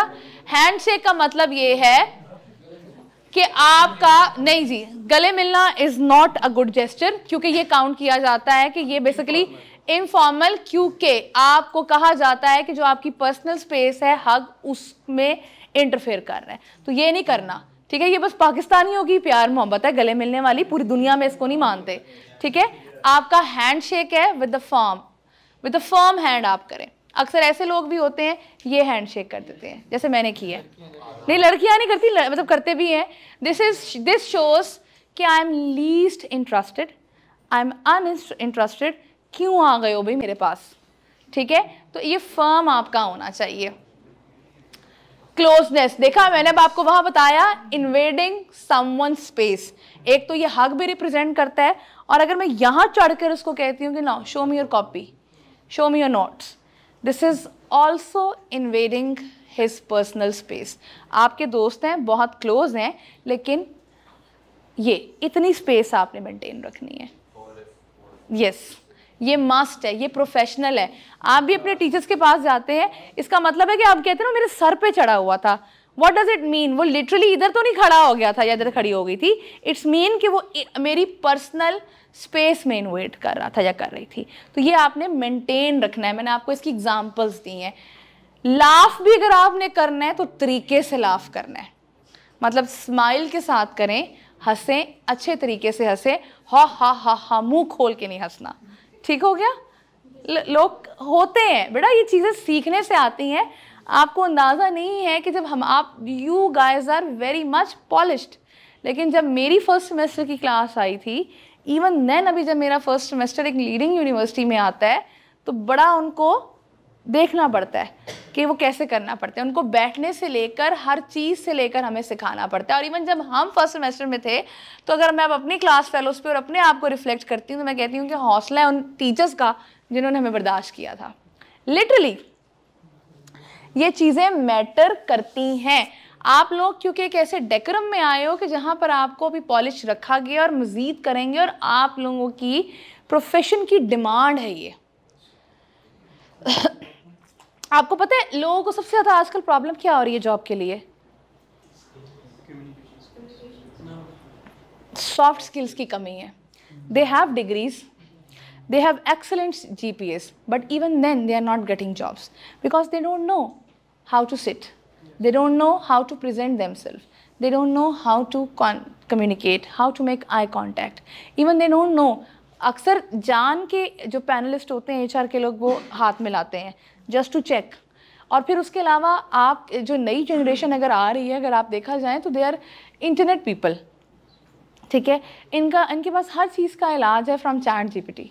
Even I am PhD in artificial intelligence और मैं चैट GPT यूज़ नहीं करती। बहुत ज़्यादा मुझे कहीं हेल्प लेनी हो तो I have different AI tools, क्योंकि मुझे पता है कि AI is basically N algorithm, और इससे भी इम्पॉर्टेंट चीज़ है प्रॉम्प्ट इंजीनियरिंग। मैं उस पर काम करना पसंद करती हूँ। ये ईज़ के लिए इन्होंने क्या कर लिया हुआ है, ज़्यादातर बच्चों ने ये चीज़ें निकालनी नहीं है, जिसकी वजह से जो आपका डेकोरम है, आपका उठना बैठना, हॉस्पिटैलिटी, मॉरल्स, ये चीज़ें कम हो रही हैं। तो बेसिकली जब वो जॉब देने जाते हैं, अब क्यों इतना अनएम्प्लॉयमेंट रेट हाई हो गया? Just because of this reason. तो इस चीज़ों को हमने फोकस करना है। अब बॉडी मूवमेंट्स में देखें आप लोग, ये जो जिस तरीके से ये इसने हाथ किए हुए हैं ना, ये ठीक है, प्रेशर, स्ट्रेस, हम अनइंटेंशनली ये चीज़ें कर जाते हैं, हमें मीनिंग पता नहीं होता, लेकिन सामने वाले पैनलिस्ट ये चीज़ें देख रहे होते हैं। ये वाला प्रेशर क्या है? ये जो आप ऐसे हाथों को क्लंच्ड करके बैठते हो, प्रेशर, स्ट्रेस, ठीक है। अगर आपने इसकी पिक्चर लेनी होगी ना स्लाइड की, तो अगली स्लाइड्स की, तो you are more than welcome to take picture, ठीक हो गया। इसके अलावा अगर आप हाथों को खोलकर और बिल्कुल कंफर्टेबल होकर बैठे हुए हो ना, like this, it's mean you are relaxed, ठीक हो गया। It's mean you are relaxed, relax posture, relax posture, relax posture, ठीक हो गया। ये चीज़ें आपके रिप्रेजेंट करेंगी रिलैक्स्ड पॉस्चर को। नाउ नेक्स्ट देखें, टैपिंग योर फिंगर्स और tapping your legs indicates you may be tense। मैं आपको बता रही हूं, आप नहीं है। दिस इज वॉट इंटरनेशनली ये लैंग्वेज रिप्रेजेंट करती है। मैं ये नहीं कह रही कि आप हैं इस वक्त, I am just telling you कि ये रिफ्लेक्शंस हैं, दीज आर द रीजन कि हमारा रिजेक्शन हो जाता है, हमें पता नहीं होता। This is what I am trying to say. मैं ये नहीं कह रही कि you are relaxed, you are tensed, you are in pressure, you are in stress. These are the things जो कि पूरी दुनिया में बताई जाती हैं, ठीक है। हमें नहीं पता होता, सामने वाला अपनी जजमेंट लेके चला गया, ये वो है, ठीक है। आप जो ऐसे करके आप खड़े होते हैं ना, ऐसे करके, इसका मतलब ये जाता है कि यू आर अनअप्रोचेबल। आपसे बात करना, आपको अप्रोच करना या आपसे अपनी बात मनवाना, दिस इज़ डिफ़िकल्ट। आप सामने वाले को मैसेज दे रहे हैं कि I am unapproachable, I am not an easy target for you, got it. ये तो जहाँ आपने ये मैसेज देना है ना, वहाँ आपने देना है, जहाँ नहीं देना वहाँ नहीं देना। आई जस्ट वॉन्ट कि आपको पकड़ लें। और इसके अलावा आप ऐसे करके किसी बंदे से बात कर रहे हैं ना, और उसकी बात डिस्कशन कर रहे हैं, लेट्स सपोज मैं और मिस कर रहे हैं, तो उसका मतलब ये है कि I am very much interested कि मिस क्या कह रही हैं, मैं मिस की बात को सुन रही हूँ। This shows attention, this shows कि मैं उनकी बात सुन रही हूँ, ठीक हो गया। इसकी अगर आपने पिक्चर लेनी है तो ले लें, या अगर कोई लेना चाहता है तो ले ले, क्योंकि ये रिसोर्स मेरे ख्याल में ये शेयर करेंगे आपके साथ, लेकिन उसमें अगर टाइम भी लगता है तो मीनवाइल आप ये ले लो। रिसोर्स हमारी प्रैक्टिस है कि ये शेयर करते हैं। ठीक हो गया। नेक्स्ट, यस, ऐसे सीधे खड़े होना, कॉन्फिडेंट, स्ट्रेट खड़े होना, कॉन्फिडेंट। नाउ एग्रेशन, मैं आपसे लड़ने को तैयार हूं। Now sitting with the cross legged foot kicking slightly, what does it mean? ऐसे बैठकर I am getting bored, what does this mean? ऐसे करके आई एम गेटिंग बोर्ड, तो क्रॉस लेग को ऐसे टांगे हिला के बैठना कि मैं बोर हो रही हूँ।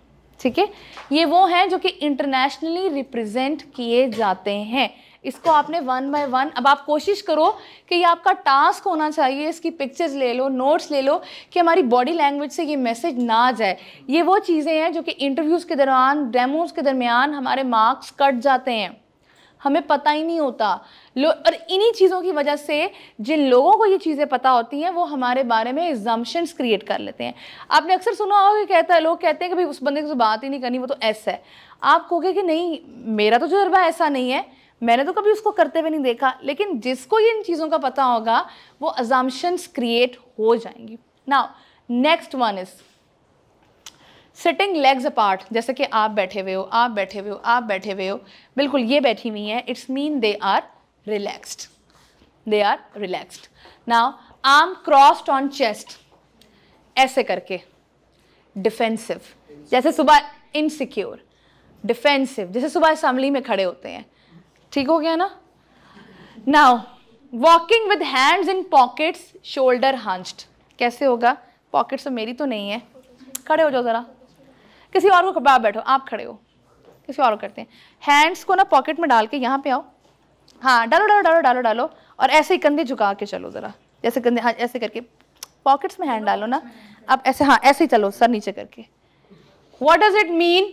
डिडक्शन, डिजेक्शन मतलब मुझे कोई ना ही पसंद करे, मेरी जान छूट जाए तो अच्छी बात है, ठीक है, मुझे नोटिस ना किया जाए। Now hand to cheek, evaluation, या तो मैं आपको जज कर रही हूँ या मैं कुछ सोच रही हूँ।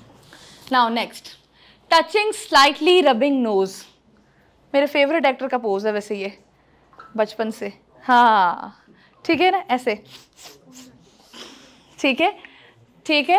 और ये क्या है? डाउट, लाइंग, रिजेक्शन, हर जगह तो इम्प्लीमेंट नहीं हो सकते, ये ओवरऑल इम्प्लीमेंट नहीं हो सकते, ये overall international communication, non verbal communication के रूल्स हैं, हमें ये पता नहीं होते। रूल्स तो हैं ये, लेकिन जो ये कर रहा होता है वो अगर वो नहीं कर रहा, सिर्फ ये जैसे कि आप कह रही हैं कि रिजेक्शन है, लाइन कर रहे हैं, और वो नहीं कर रहा, वो नॉर्मली कर रहा है, तो नॉर्मली कर रहा होगा तो वो एक दफ़ा करेगा। ये जो ऐसे एक प्रैक्टिस में हम देखते हैं ना किसी बंदे की, तो अगला बंदा फिर यही कर लेता है कि ये, जैसे कि उसका मतलब ये है, जैसे कि हमारे कुछ आप कह लो कि सिंबॉलिक लैंग्वेजेस होती हैं ना, ओवर थिंकिंग में नहीं कह सकते कि आप कुछ ज़्यादा सोचने लगी हैं कि वो क्या सोच उसका रिप्रेजेंट पता क्या है, देखो जैसे कि नहीं कर रहा है, अब वो नहीं सोच रहा कुछ, लेकिन ये वो देखो मैं आपको बताती हूँ, जैसे कि डिक्शनरी में कुछ चीज़ों के मीनिंग्स होते हैं, हम उनको चेंज नहीं कर सकते। इसी तरीके से जो नॉन वर्बल कम्युनिकेशन की हमारी डिक्शनरीज़ हैं, जिसका मैंने शुरू की स्लाइड में पर्सनल अपीयरेंस में रेफरेंस भी किया था, उसमें इसके मीनिंग्स ये डिफाइंड है। लेकिन समटाइम्स आप ऐसे ही बैठे होते हो, आप अनइंटेंशनल आपका पोस्चर होता है, उसका मतलब ये नहीं होता। लेकिन जिन लोगों को ये लैंग्वेज पता होती है, जो कि पाकिस्तान में बहुत कम लोग हैं, ठीक है, या कह लो कि साउथ एशिया में, सब कॉन्टिनेंट में कम लोग हैं, उसका मीनिंग ही होता है। व्हाट वी वांट इज़ कि चलो हम अपनी प्रेजेंटेशन से करें। आपको बताने का मकसद ये है कि ज़रूरी नहीं है कि आपका वैल्यूएटर जो हो आगे जाकर 6-7 सेमेस्टर में, I don't know about your organisation, लेकिन अक्सर ऑर्गेनाइजेशन में जब हमें थीसिस अलॉट होता है, हमें एक्सटर्नल एवेलुएटर्स भी मिलते हैं, मेंटोर्स भी मिलते हैं, वो तो बाहर से पढ़कर आए होते हैं, और प्रेफर किया जाता है कि हम उनकी हेफ्टी फ़ीस पे करते हैं कि हम उनको ही चूज़ करें, तो उनको तो ये चीज़ें पता होती हैं। अब वक्त के साथ साथ ये चीज़ें अवेयरनेस आ रही है, आप वाला पॉइंट ठीक है, लेकिन जो डिक्शनरी में चीज़ें डिफाइंड है ना, वो ये होती हैं, लोग इससे ही अगले बंदे को जज करते हैं। रबिक द आई, हो सकता है मेरी आंखों में इन्फेक्शन हो, लेकिन वो साथ लाल भी होंगी, लेकिन अगर वो लाल नहीं है and I am rubbing it यूं यूं, इट्स मीन के कुछ डाउट है, there is something fishy, I want you कि मैं आपको अवॉइड करूं या आई एम अवॉइडिंग यू। इसी तरीके से हाथों को ऐसे जोड़ के रखना पीछे लाइक दिस, ठीक है, इट्स मीन ये ऐसे पकड़ के, इट्स मीन फ्रस्ट्रेशन या गुस्सा। या तो मुझे आप पे गुस्सा भी है, मैं इंतज़ार कर रही हूँ कि ज़रा क्लास ख़त्म होने दो, बाहर आओ, या मैं फ्रस्ट्रेट हूँ कि बस बहुत हो गया, अब मैंने ये काम और नहीं करना, ठीक हो गया। इसी तरीके से लॉक्ड एंकल्स, अच्छा ये जो वर्ड लिखा हुआ है आपका एप्रीहेंशन, इसका क्या मतलब है, कोई आइडिया लगा लें? नहीं, एप्रीहेंशन अगर देखा जाए ना तो अच्छा वर्ड है, मतलब फर्म, इरादे की मजबूती को भी शो करता है कि that person is very much firm in his और हर डिसीजन, यानी कि इरादे का मजबूत है, ये भी शो काफ़ी मतलब इट्स अ पॉजिटिव वर्ड। तो लॉक्ड एंकल्स, जो पाँव जोड़ के बैठे होते हैं, मैं कोई बैठी भी थी पाँव जोड़ के, अब पता नहीं सुन, किसी के मैंने देखे थे, अब याद नहीं है, इधर कोई थी, आप नहीं बैठे में, ये वाली लड़की थी। अच्छा, इसी तरीके से head resting in hand, eyes downcast, हम अक्सर, वैसे मैं तो थक के करती हूँ, ठीक है, जब मैं थकी होती हूँ तो मेरा मकसद होता है, लेकिन एक्चुअली इसका मतलब होता है नहीं, सो मैं ऐसे नहीं सकती, ठीक है, इसका मतलब ये है कि मैं बोर हो रही हूँ, लेकिन मैं तो ऐसे तब करती हूँ जब मेरा दिल करता है कि कोई मेरे ऑफिस में ना आए, या अब सब कुछ देर के लिए मेरी जान छोड़ दें, ठीक है। और वैसे उसका नतीजा यही होता है, जब मैं ऐसे करती हूँ ना तो मेरे ऑफिस में कोई आता नहीं है काफ़ी देर तक, मुझे बड़ा मज़ा आता है या शायद उनको मेरा पैटर्न पता चल गया है, ठीक है। Now rubbing hand, excitement, anticipation, ठीक है, ये। Now sitting with hands clasped behind head, legs crossed, इसका क्या मतलब है, ये कौन सा पोस्चर होगा? यस, वेरी गुड, इधर आके करो, सामने आके, आओ ना,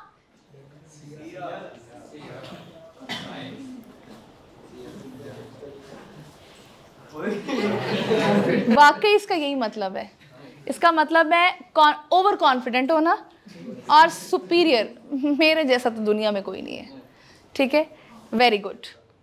नाउ हाथों को खोल के आप बैठे होते हो ऐसे, it shows you are sincere, you are open for discussion, you are open for basically discussion या any idea, open to talk, ये चीज़ें। लाइन जी, pinching bridge of the nose, eyes closed, इसका क्या मतलब है? ऐसे अक्सर लोग करते हैं, क्या मतलब है इसका? मुझे अगला बंदा पसंद नहीं आया, मेरी इसके बारे में राय अच्छी नहीं है, मैं अगर आपसे बात करते करते ऐसे लगने लग जाऊँ ना, इसका मतलब है बस कोई ख़ास अच्छी राय नहीं है, बहुत हो गया है, ना ना ना, निकलो नहीं कहते होते, वो दरवाज़ा आपको हो गुड बाय, ठीक है, आराम से प्यार से कहते होते हैं, एक्सप्रेशन से, ठीक है ना। नाउ टैपिंग और ड्रमिंग फिंगर्स, अभी यहाँ कोई कर रहा था, किसी चीज़ पे रखकर, अपनी टांगों पे रखकर, इम्पेशेंस, अक्सर खाने के वक्त लोग करते हैं ना, इम्पेशेंस, बर्दाश्त की कमी। नाउ स्टेपलिंग फिंगर्स, अक्सर ये ड्रामों में देखते हैं, ना ना ना ना, स्टेपलिंग फिंगर्स होती हैं, आपने हाथ ऐसे रखे, हाँ यूं यूं यूं यूं, क्या मतलब इसको देखो, इसका क्या मतलब होता है? ये तो हम सोच रहे हैं ना, हाँ जी, सामने क्या लिखा हुआ है वो पढ़ें, अथॉरिटेटिव। आप अक्सर देखेंगे ना मूवीज़ में या ड्रामाज में, तो जो बड़ा कोई जो बड़ा कोई बनाया होता है ना, CID मैंने अब देखना काफ़ी अर्सा होकर छोड़ दिया है, तो उसमें जो बेसिकली लोग बैठे होते हैं ना, जो अथॉरिटेटिव या बिजनेस टाइकन्स बने होते हैं, आप देखोगे वो ऐसे ही लगे होते हैं, it shows authority, you have power, ठीक है, आप अथॉरिटी की पोजीशन पे हैं। नाउ टिल्टेड हेड, मैम वैसे अगर किसके पास नहीं है अथॉरिटी और वो यूं कर रहा हो तो फिर हम क्या करें? इसके पास है, क्या पता घर की हो, अपने बहन भाइयों में हो, अपने दोस्तों में हो। प्रोफेशनली घर की अथॉरिटी नहीं होती ना, प्रोफेशनल लाइफ में अगर आप यूं कर रहे हैं बैठे तो हम। वैसे मैं आपको ये बता रही हूँ, हमने बाय डिफ़ॉल्ट बहुत सारी आदतें अपना ली हुई हैं जो नहीं होती, लेकिन सामने बहुत, मेरी बात सुनो, एग्जाम्पल एक पूछने लगी हूँ। बहुत सारे लोग होते हैं, हमें लगता है बड़े अमीर कबीर हैं, 5 रुपए नहीं उनके पास एक्स्ट्रा निकलते, ऐसी चीज़ों से हमने जज किया होता है उनको, तो इसीलिए तो कह रही हूँ कि ये नहीं करनी। तो हमने तो समझ लिया ना कि जो यूं कर रहा है वो उसके पास अथॉरिटी है, तो इसलिए तो मैं कह रही हूँ ना कि यही तो होता है, इसलिए तो जज करते हैं। इसी तरीके से अब आपने सीख लिया, आपने पढ़ लिया कि जो यूं करता है वो ये करेगा। अब आप अपनी इस पढ़ने के बाद अपने ऊपर भी अप्लाई करोगे कि यार अगर मेरे पास अथॉरिटी है तो मैंने ये एक्शन देना है, करोगे ना अप्लाई। तो यही तो कहा जाता है, और यही तो अब आपके कम्युनिकेशन के, अभी तो मैंने आपको सिर्फ 2 घंटे का एक डेमो दी है। सेमेस्टर्स में, यूनिवर्सिटीज़ में, नॉन वर्बल कम्युनिकेशन में, करिकुलम में कहीं कहीं तो पूरे 6-6 महीने का ये कोर्स होता है जिसको आप कम्युनिकेशंस में डाला जा रहा है, जस्ट कि ये जो हमारी परसेप्शंस बनी हुई हैं, फेक सिंबल्स बने हुए हैं स्टेटस के, उनको ठीक किया जा सके। अब इसी तरीके से टिल्टेड हेड इंटरेस्ट को शो करता है। इसी तरीके से आपका जो स्ट्रोकिंग चिन होती है, स्ट्रोकिंग चिन होता है कि आप अपनी चिन को ऐसे कर रहे होते हो, इस mean thinking and trying to decide, आप डिसीजन मेकिंग मोड में हो, ठीक है। इसी तरीके से आपने मुंह नीचे इस तरफ करके अगर नीचे देख रहे हो, इट्स मीन आप डिसबिलीव में हो, आपको या तो दूसरे की बात पे बिलीव नहीं है या दूसरा आप पे बिलीव नहीं करता। बाइटिंग नेल्स, ये तो हम बचपन से सुनते आए हैं, दिस इज ट्रू। तो कुछ चीज़ें तो देखो हमें सुनते भी आए हैं, करते भी आए हैं, विच आर ट्रू। हम, इसका मतलब है हमारे बड़ों को भी पता थी लेकिन प्रैक्टिस में नहीं रही। ये कान खींचना ऐसे अपने, ये दूसरों के नहीं करने, ये अपने होते हैं, ठीक है। व्हाट डज इट मीन कि समझ नहीं आ रहा कि क्या डिसीजन करूं अभी, मतलब इनडिसाइसिव डिसीजन करना है, समझ नहीं आ रहा कुछ, ये आपकी चीज़ें होती हैं। आपने इसकी पिक्चर ले ली अगर लेनी है तो, जी सॉरी, 2 3 4 5, अच्छा ये रह गया। फॉन्डलिंग हेयर, ऐसे ऐसे करके, ये बालों पे हाथ देना यूं, it's mean insecurity, lack of confidence. जो मैं बात कर रही हूँ वो मेरे एक्शन से मैच नहीं करती, या मैं अभी रट्टा लगा कर आई हूँ भूल जाऊंगी, या पढ़ी पढ़ाई तहरीर है जो मैं पढ़ रही हूँ। फाउंडलिंग हेयर का मतलब ये होता है। Now, eye contact is basically a very important thing in our non-verbal communication and whenever we are presenting our slides, तो ये हमारे लिए बड़ा important एक point है। Now, why this point is important? Because eye contact हमारे सुनने वाले को ये मैसेज देता है कि हम आपके लिए important हैं। आपने presentation के दौरान जितने भी आपके observer होंगे उनके साथ eye contact maintain रखना है। कैसे? अब आप अगर देखो तो मैंने आप सबके साथ आई कांटेक्ट रखा है, एक वक्त में एक को मुसलसल नहीं देखा, लेकिन हर एक के साथ मेरा आई कांटेक्ट मेंटेन रहा है। ये है बेसिकली कि इससे आप लोगों को ये फील जाएगी कि मैं आपके लिए भी अवेलेबल हूँ और आप लोग भी जो है वो मेरे लिए मुझसे कोई क्वेश्चन पूछ सकते हो। दूसरा, आई कांटेक्ट ये भी मेंटेन रखता है कि बताता है कि बेसिकली आपकी अटेंशन मेरी तरफ रहे, जहाँ किसी की अटेंशन डाइवर्ट होगी मुझे फ़ौरन पता चल जाएगा। इसके अलावा आई कांटेक्ट एक ये मैसेज भी देता है कि बेसिकली जो मेरा बच्चा है या जो मेरा ऑडियंस के अंदर शामिल है उसको भी ये लगता है कि मैं अपने प्रेजेंटेटर के लिए इम्पॉर्टेंट हूँ। और दूसरा ये कि ये बेसिकली एक सिक्योरिटी की फील भी देता है कि सब कुछ मेरे हाथ में है। और अगर मैं आई कांटेक्ट नहीं मेंटेन रखूँगी तो मेरी ऑडियंस को जाएगा कि मैं पजल हूँ, मेरे में लैक ऑफ कॉन्फिडेंस है। तो eye contact is a must thing. इसीलिए आई कांटेक्ट को रखते हुए क्यों ज़रूरी है, जो बातें अब मैंने बताई वो मैंने इधर भी लिख दी। ऑडियंस को इंगेज करती है, ऑडियंस को आपके साथ कनेक्ट रखती है, और इसके अलावा आपकी प्रोनाउंसिएशन को भी बेहतर करती है। प्रोनाउंसिएशन को कैसे बेहतर करती है? आइडिया? बहुत सारी चीज़ें ऐसी होती हैं जो कि हमारी प्लान नहीं होती, ठीक है। बहुत सारी चीज़ें ऐसी जो प्लान्ड होती हैं, अगर मैं आई कांटेक्ट नहीं मेंटेन रखूँगी तो मैं अपनी फ़्लो में बोलती जाऊँगी, मैं बोलती जाऊँगी, मैं करती जाऊँगी। मेरा आई कांटेक्ट आपसे मुझे ये बताएगा कि मेरा जो ऑडियंस है उसको वो बात समझ भी आई है कि नहीं। अगर मेरा आई कांटेक्ट आप लोगों से ना होता तो मैं कभी भी आपसे ये ना कहती कि इंटोनेशन का मतलब क्या है। आपकी वो उस आई कांटेक्ट ने मुझे बता दिया कि there is a need to tell you about the intonation. That was not a plan. आप मेरी बात समझ रहे हो? ये चीज़ें हैं जो कि आपको हेल्प करेंगी। लेकिन अगेन इसके लिए अगर इंटोनेशन का वर्ड मैंने अपनी प्रेजेंटेशन में डाला होता और मैंने उसको प्रिपेयर ना किया होता, मैं कभी भी आपको आंसर ना कर पाती। क्लियर हो गई ये चीज़? तो बेसिकली पिच को ऊपर नीचे रखें, लाइटर नोट पे लेकर आएँ, ऑडियंस को इन्वॉल्व करें, ये सारी की सारी चीज़ें। पॉजेस दें। ये जो इंटोनेशन का मैंने बताया था आपको concept, this is very very important. ऊंचा बोलना है लेकिन चीखना नहीं है, ठीक है। पर्टिकुलर वर्ड्स, जैसे कि कुछ वर्ड्स मैंने आपको बताए, cloud9, I am in fix, इस तरह के वर्ड्स को इस्तेमाल करें। बॉडी लैंग्वेज देख ली।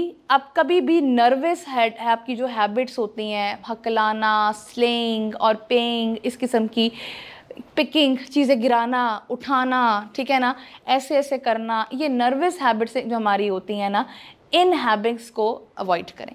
कोशिश करें कि बेसिकली स्टिल स्टैंड ना करें, मूवमेंट अपनी मस्ट करें, ठीक है। ये काम नहीं करने। ये अगर करने हैं प्रेजेंटर के तौर पर, ऑडियंस के तौर पर अगर किसी का गला ख़राब है तो ठीक है, गला ख़राब है तो साथ इसका कोई हल रखें, लेकिन इस तरीके के काम मत करें। ये स्वाइंग, ये जो आपकी हकलाहट होती है, ठीक है, इसके अलावा आपकी जो पेसिंग होती है, ये काम नहीं करने। क्वेश्चन ज़रूर पूछें ऑडियंस से प्रेजेंटेशन के दौरान। इसी तरीके से प्रैक्टिस।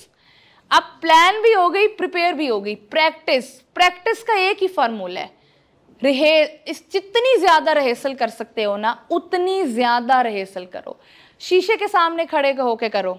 अगर किसी का स्टेज फ्राइट है ना तो शीशे के सामने खड़े हो जाएं, आई कांटेक्ट मेंटेन रखें।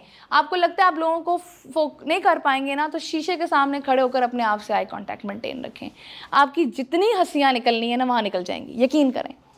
आपको जितनी शाइनेस होनी है ना, आपको शीशे के सामने आकर खुद भी पता चल जाएगा कि मुझ में किस चीज़ की इम्प्रूवमेंट है। आप जब शीशे के सामने खड़े होते हो, मिरर के सामने, आप अपने सबसे बड़े जो होते हो वो क्रिटिक्स होते हो। यही चीज़ें जो मैंने आपको बताई थी कि विजुअल रखने हैं, वीडियोस को ऐड करो, प्रेजेंटेशन के फ्लॉज। ओफ, मैम ये प्लान पिक्चर थी या ऐसी? ये मैं प्लान करके लेके आई हूँ क्या? नहीं, मैंने ये इंटरनेट से ली है, प्लान की है कि मैं आप लोगों के लिए लेके आऊँगी। ये देखो, ये सारे बेचारे के सारे वो हैं, अंग्रेज़ हैं। अच्छा, ये वो चीज़ें जो कि मैंने आपको कहा था बॉडी लैंग्वेज पढ़ाने के बाद, ये वो पॉइंट्स हैं 12 जो कि हमने नहीं करने, ठीक है। ये हमें बता देते हैं कि हमारी ऑडियंस इंटरेस्टेड नहीं है। वो अपने काम में लग जाते हैं, वो इर्द गिर्द देखना शुरू कर देते हैं, वो यॉर्निंग करना शुरू कर देते हैं, अपने पाँव को फीड करना शुरू कर देते हैं, विस्पर हो जाती है, उठकर बाहर जाना शुरू कर देते हैं, वॉशरूम जाना है, पानी पीना है, पेट में दर्द हो गया, जो कि नॉर्मली बहाने होते हैं, ये वो होते हैं। अपने नोट्स देखना शुरू कर देते हैं, मोबाइल स्क्रॉल करना शुरू कर, इंपॉर्टेंट मैसेज या कुछ आए, that is a separate thing. ये वो चीज़ें हैं जो कि आपको बीइंग अ प्रेजेंटर बताएंगी कि हमारी ऑडियंस इंगेज नहीं है।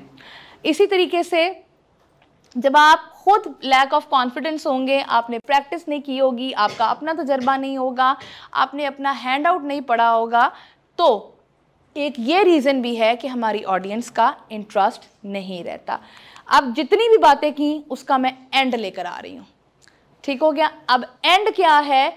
अच्छी प्रेजेंटेशन के लिए ओवर प्रिपेयर होकर जाओ, जितनी तैयारी कर सकते हो हर पॉइंट को प्रैक्टिस करो, बार बार शीशे के सामने खड़े होकर अपने आप को टॉपिक दो, मतलब दिमाग में चीज़ों को याद रखो, पॉजिटिव रहो, और उस दिन नींद पूरी कर लेना ताकि स्ट्रेस ना हो आपको।